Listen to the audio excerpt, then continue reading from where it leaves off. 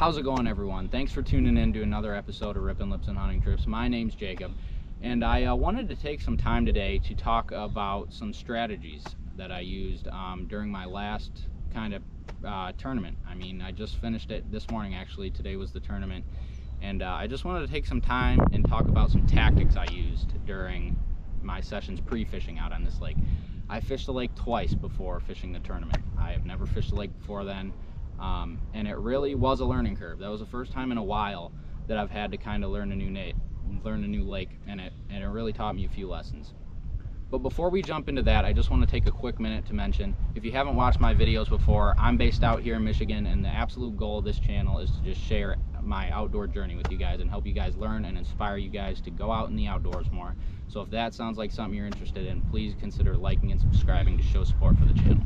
But we're gonna go ahead and hop in, and I want to talk about especially one thing in particular that I think is just way overblown. So many guys are so worried about it, and that is, what are you throwing? What are you throwing? What do you swim bait? What is it? What are you throwing?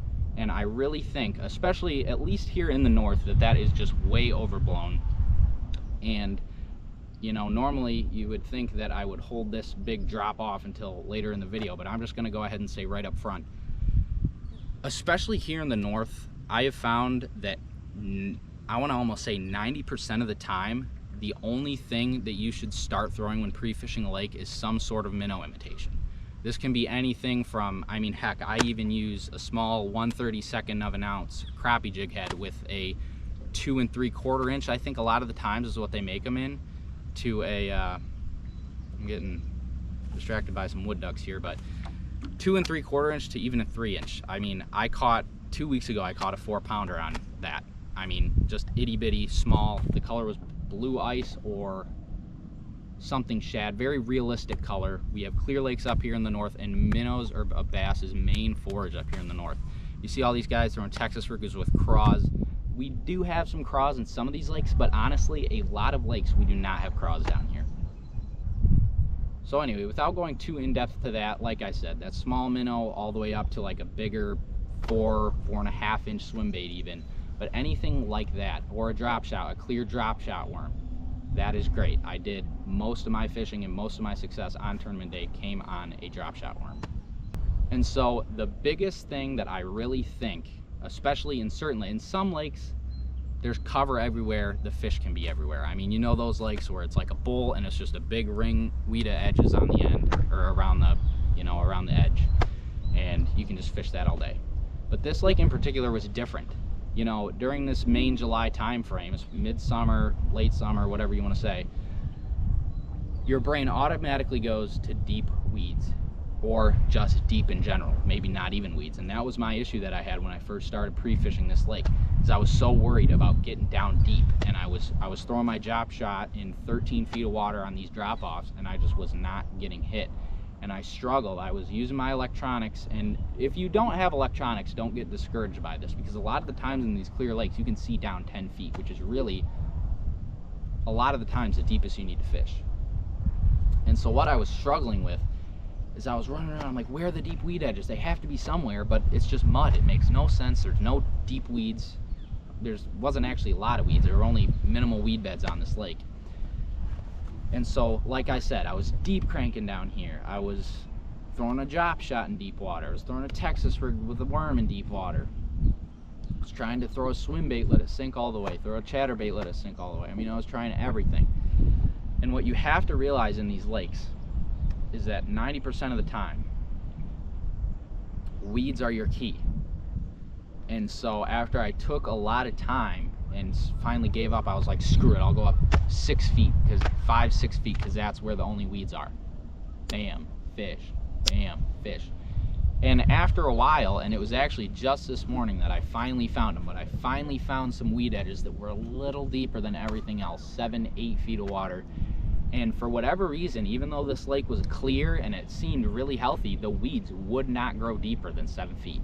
That was the absolute deep. I mean, this lake, very big lake, not a whole lot of points and stuff, but a lot of drop-offs that you just think would be loaded with weeds, and there just wasn't. And so eventually I was able to make that adjustment, and all my fish today, this morning on tournament day, was up in 6 feet.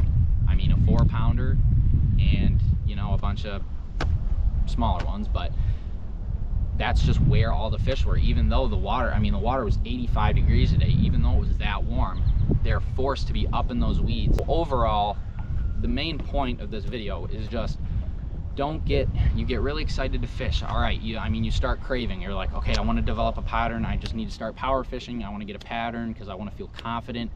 And that's just not the way to go. I mean, you can start out like that, give it an hour or two. And if you're struggling, you know, you're kind of just, you feel like you're almost in this slump, like you just can't find a pattern. Just take a break and ride around. Look for different things. And I know, you know, that we kind of all think that. We know that deep down, but sometimes we get just a little too distracted by, okay, I really want to get a pattern going quick. I want to feel confident. So that is definitely one thing that you have to kind of be strong and just get it out of your system. Be logical. Okay, I need to find where these fish really are. I have to find weed edges, even if it's gonna take 2 hours just riding around the lake, because it really does pay off. And don't get me wrong, I mean, the second half of this I will go on a little spiel about baits, because I had success on a couple different baits, and I really couldn't have success on a couple baits. I mean, getting your bait down 7 feet close to the bottom where the fish are very crucial. I mean, and a lot of the times you just can't do that with a lot of baits. And even though, I mean, you can, but you get too eager and you know, you start reeling faster and you don't realize it, and you're just not keeping your bait down where it needs to be. Which is why I really think that I had so much success with this.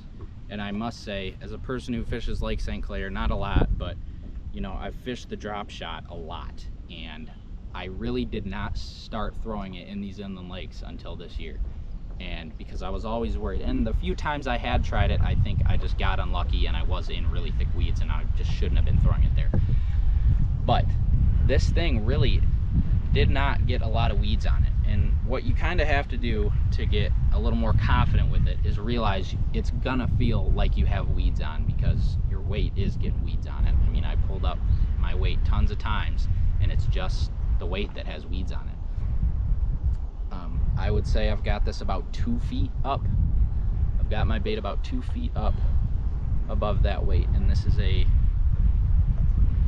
3/8 of an ounce weight, I want to say. And I think that's perfect for these inland lakes, fishing anywhere from 7 feet all the way down to even like 20. But like I said, you're not going to find fish a lot in that kind of deep water this time of year, or really any time of year in these inland lakes here. But I mean, it really has done a great job. I mean, very versatile. Like I said, natural. Like I said, very natural minnowy color. It's just clear with some, you know, black flake in there.